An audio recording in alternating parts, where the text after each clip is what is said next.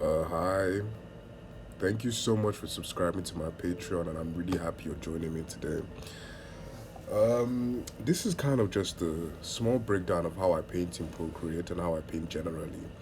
So, firstly, here I am just, getting overlaid layers down, and I'm breaking down the statue reference that I have.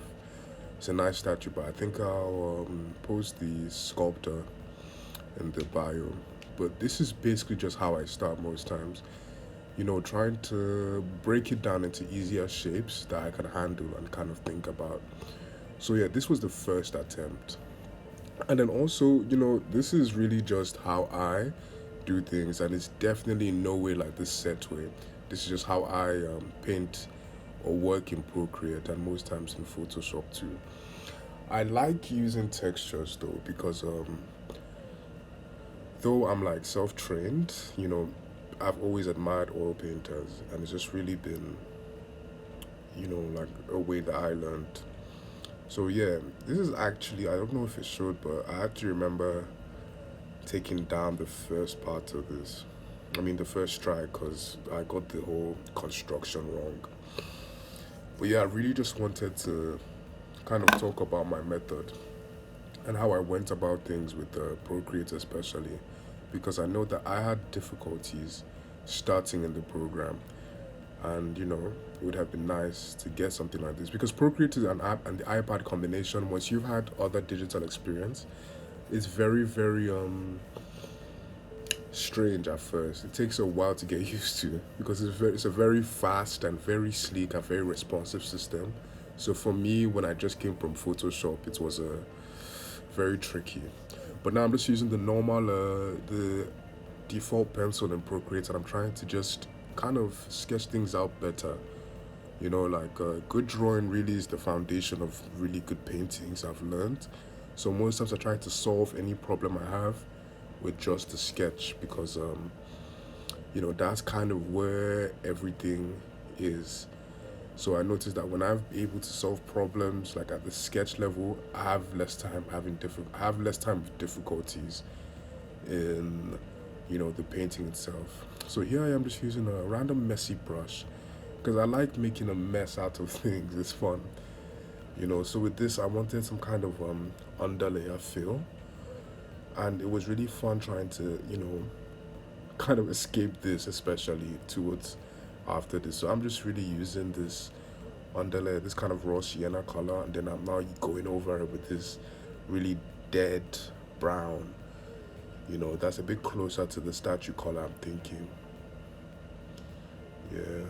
So yeah, now I'm just like, taking away some of the excess and putting it in white because I knew that my final would be in white. So that's more or less why I did this. But yeah, really, I watched a lot of YouTube tutorials when I was starting up, and I know that the main thing is, tutorials are good, but I realized that the best thing is always like knowing what the artist was thinking through that time, because most of the time the difference between me and what the artist was doing was kind of how they were reasoning out things. But basically, in this stage, after the sketch and messing it up, I'm trying to get my main shapes down. You know, so I'm trying. You see me just trying to get my darks and my lights. And this statue is, I think it's metallic. It's metallic, but I'm not sure exactly what kind of metal. But I know that it's metallic, and with that in mind, painting metal is very straightforward. I feel, you know, contrast is the key. When you're painting normal materials like skin, there's this natural progression. When you're painting like metal, it gets very dark and very fast. It gets very dark and very light very fast.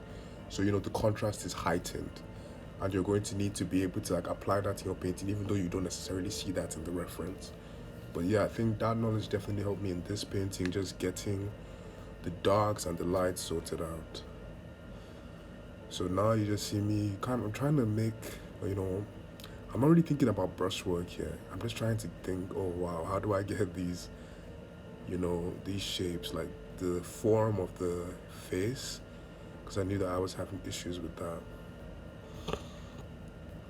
And also the brushes will also be available.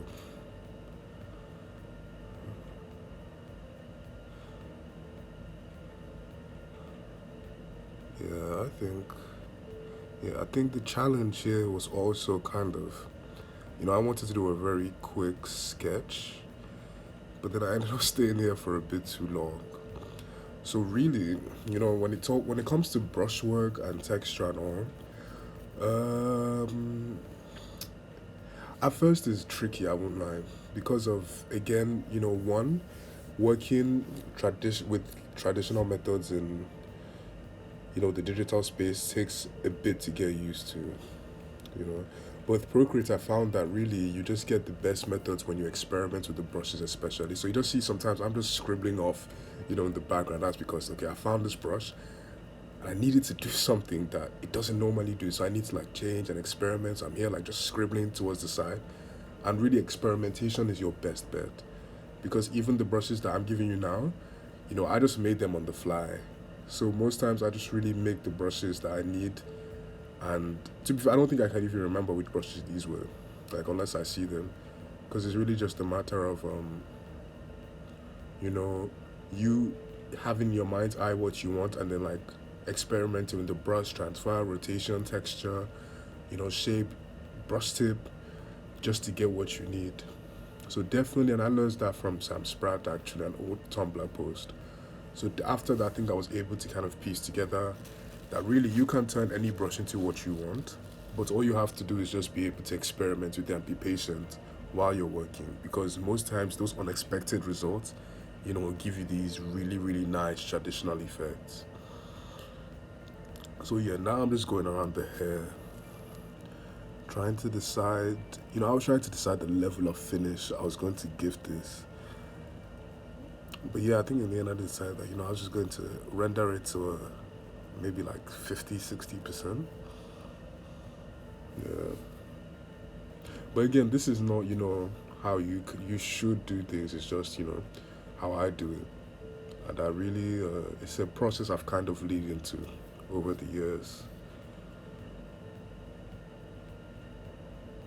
Hope you guys are well though. It's crazy times. Crazy, crazy times.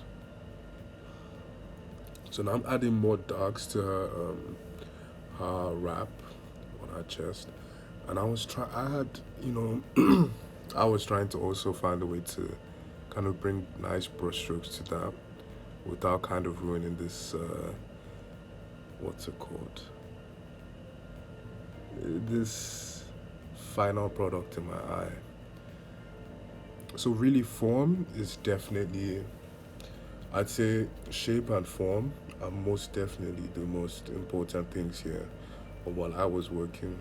Because I realized that, good brushstrokes are cool. It gives everybody the ooh and the ah, and everybody gets to say, wow, the texture. But the main thing really is the foundation you have. So in fact, a lot of what you're seeing now at this stage is really just um, returns from the drawing. So I've not really had to paint too much because the drawing kind of, I solved a lot of problems. I solved, the shadow, where the shadow is going to be, where's the light going to be, the shape of this, of that, this, of that. And then I was just able to carry that to this stage.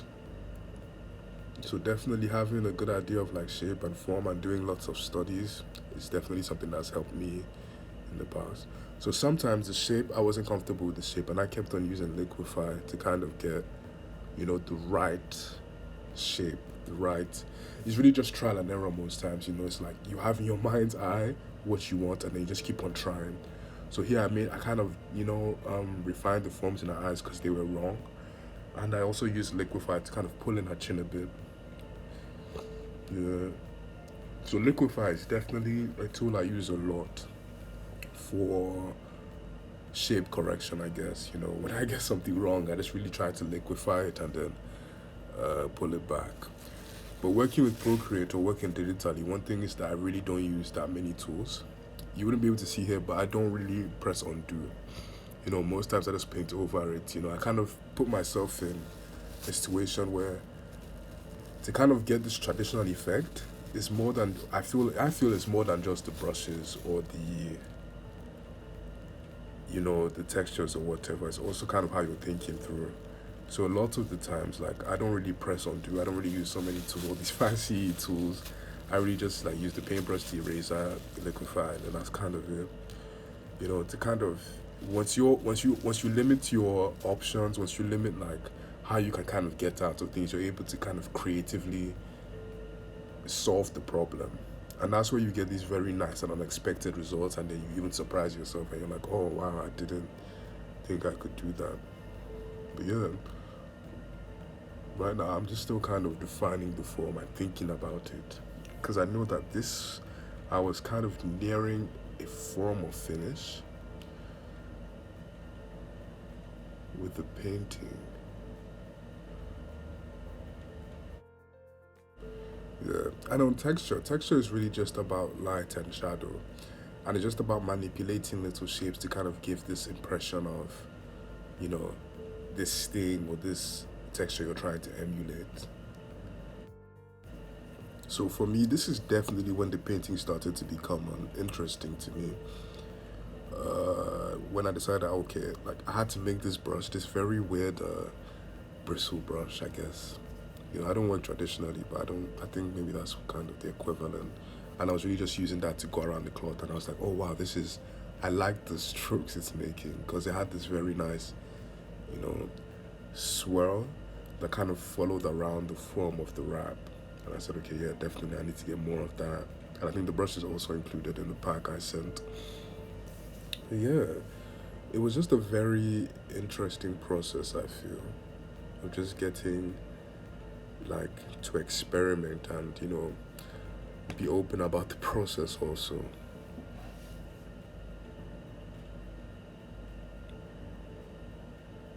Okay, now I think I was using that same brush to kind of go across everywhere, because I realized it could also help me render. And I was like, oh sure, why not? So experimentation is definitely key. I think I'll also put a link.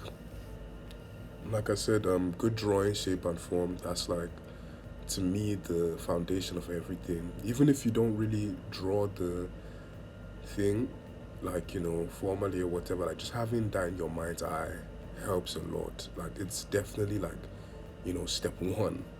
Because, once you don't have that, you can't translate this 2D. You can't like make the illusion that this 2D thing that you've put on paper is actually 3D, and like it kind of ruins the whole thing, you know. So I know that I have some knowledge of working with one statue, so I know how like the light works. So you see some reflections on her cheek, and I also have some experience with drawing and painting faces and human beings. So it's like both of those things converge here, and I'm able to kind of just wiggle my way out. Because definitely this isn't perfect, by the way. This is like just a short painting. So, there are lots of things that, even I don't really like, and I had to stop myself at some point, of course. Because I've realized that, if you leave me with this, I could keep on going. And that would just not be the point of what I wanted to do. I just really wanted to kind of quickly, well, not quickly, show like, my process and how I went about things in Procreate, especially, because it's a very wonderful program, especially when paired with the iPad, which is very responsive. It's the most responsive digital experience I've ever had, when your Apple Pencil or whatever touches the screen, it makes a mark, and it feels natural. But yeah, I think right now it's still kind of in that stage where I'm, starting to think more about the shapes and how I'm going to make like the statement stronger.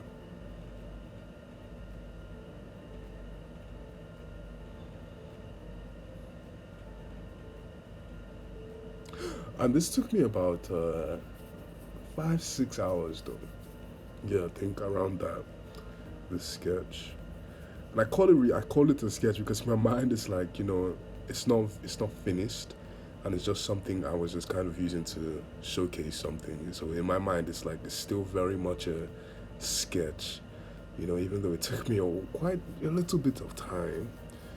But yeah, normal paintings normally take me from 10 to 30, 40 hours.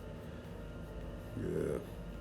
Oh, so now I'm adding the lights. Because, like, that's the part that I was excited about, to really just play with the strokes and then see how it was going to, look, especially on the painting.